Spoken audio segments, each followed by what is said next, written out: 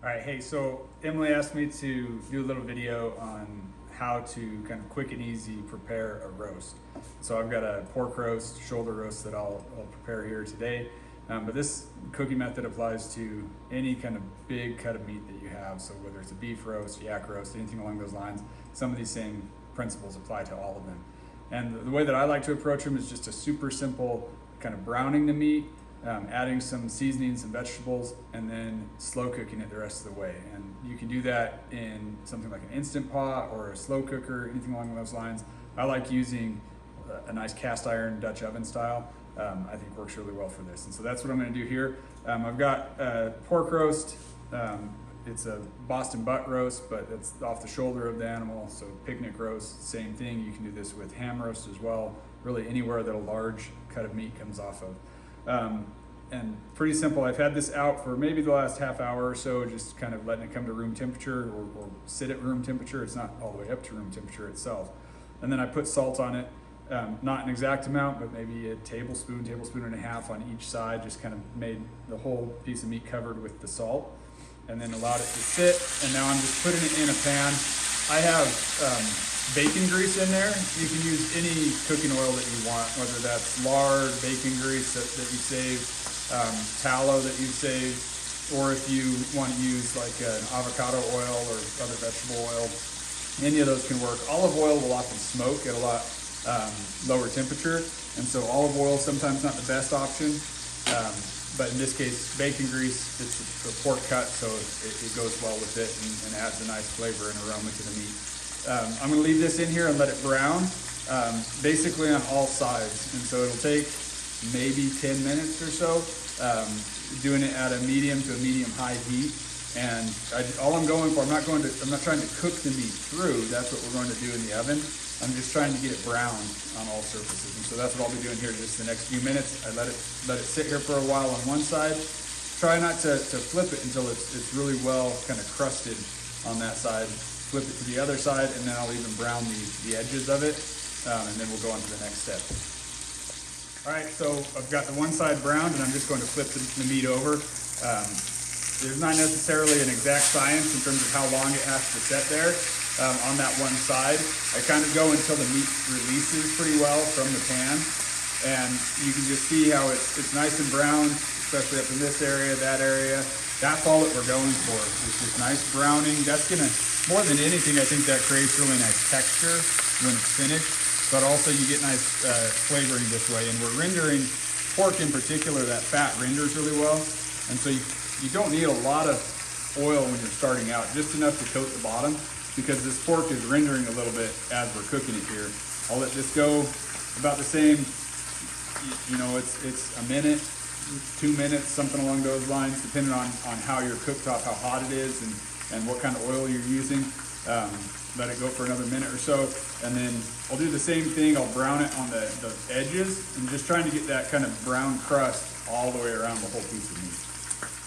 All right, so now we can see that I've got the meat, all sides of it, just nice and browned. Again, it's not cooked through, it's just brown. I'm gonna just set that aside on a plate for a little bit here. It rendered quite a bit of grease, and so there's plenty of grease in the pan. And in this case, I'm just gonna do some onions, just kind of quartered down onions, cut into about 1/4 inch thick pieces. There's different approaches you can take with this. You can add a lot of different vegetables. We're doing super simple today, so just onions. But you could add carrots and celery, and really depending on what you're trying to do in terms of your flavor profile, there's all kinds of different directions you can go with this. You can do, if you're doing like a broccoli and beef, you can have the broccoli in with it. The classic mirepoix is your onions, carrots, and celery. And if you're doing a mirepoix, sometimes you can mince those all really, really small, and then when you add them in, and they cook up, and it almost, at the end, it'll turn almost into just a nice sauce. In this case, what we're going for is just some onions, fairly coarsely chopped, that then we can eat the onions along with the meat when it's done. And so I actually just put these in at this point, mainly just to let them brown just a touch, kind of like the meat. I'm not trying to cook the onions through. I'm just trying to brown them just a shade, and then I'm gonna add some more liquid, put the meat back in, and then we'll finish it all in the oven. All right, so our onions are just starting to get kind of brown. You can see just on the edges of each onion, it's browned a little bit. That's right where I want it. Like I said, I'm not trying to cook these onions through. I just want them browned a little bit. And then what I'm gonna do now is there's still, anytime you brown meat, you end up with a little bit that sticks on the bottom of the pan.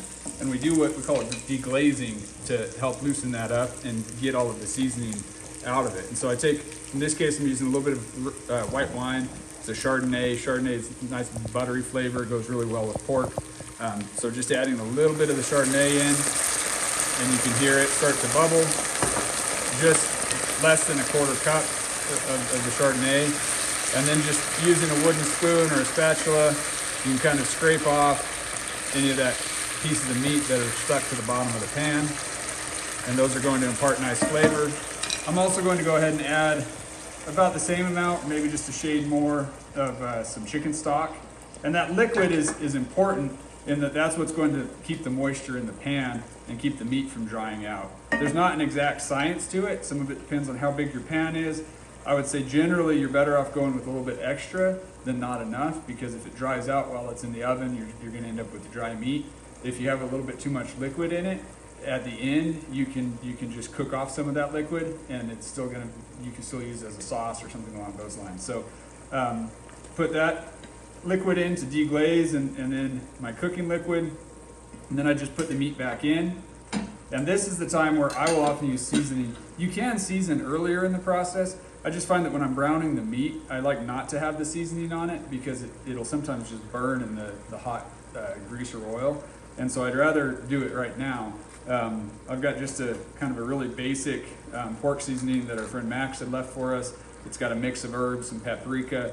You can make your own like this, or if you just have if you're really in a hurry, just a seasoning mix that you like, even if it's like a steak seasoning mix, it doesn't really matter as long as it's one that you like and kind of the flavor profile that you're going for.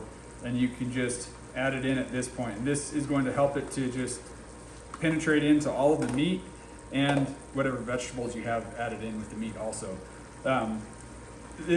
You can use this method for so many different things. If you want like kind of a Mexican style dish, you're gonna do tacos or something along those lines, then you're adding more like chili flavoring and peppers and things along those lines, so it's got a little more spicy flavoring to it.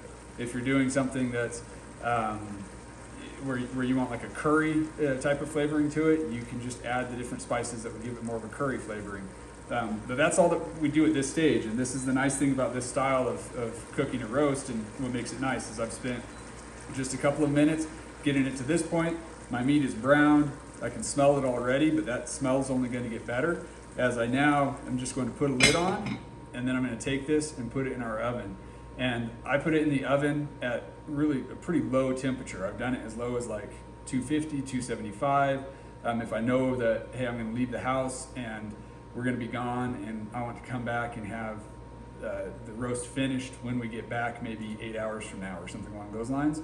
Or today I've got it set at just above 300 and put it in there, and I know that it can go for quite a long time, but it's going to also be done within probably 4 or 5 hours.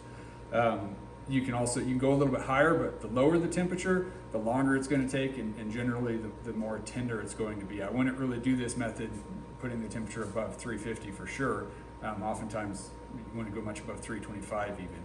So again, nice easy way for you to be able to take a roast early in the day if you've got time, even first thing in the morning, brown it up, add the vegetables in, and then put it in the oven. You can clean your kitchen up, and then we'll see in a couple hours when we pull it out, it's ready to go. The meat will be soft, tender, really flavorful, and ready to go into your meal, whether you're just serving it as a roast or if you're mixing it in with something else, like I mentioned, tacos, or if you're putting it on top of a pasta, potentially even just add, kind of making a sauce out of the liquid that you have in it, and just having the meat itself with the sauce over it. Super simple. I like that you just use one pan for browning, put it in the oven. We're not using a lot of different cooking utensils and dishes and things like that. So that's how we like to prepare a roast. And again, it's good. Even wild game, elk roast, deer roast, anything along those lines works the same method. All right, so we just brought our Dutch oven out of the oven, and now it's ready for us to see how our roast turned out. And this is always what we hope for. You can smell it.